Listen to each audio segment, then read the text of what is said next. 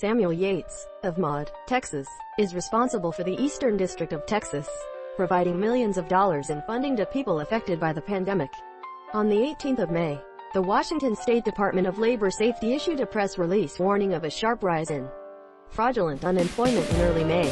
While continuing to face the burden of a coronavirus pandemic, some states report an increase in unemployment fraud during the pandemic as fraudsters attempt to take advantage of increased federal government payments. However, the U.S. Attorney's Office prosecutes those who have abused the program and prosecutes those who have committed fraud. In the federal criminal case, he is accused, according to the prosecutor's office, in an attempt to obtain from the Office for Small Business forgiveness of $5 million. Our white-collar lawyers in Dallas represent many people accused of fraud. Mr. Brown from Texas East District said that people try to take advantage when the government spends large sums of money.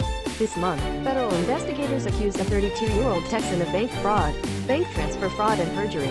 The outbreak of COVID-19 led to millions of people in the United States receiving assistance to mitigate the pandemic economic downturn.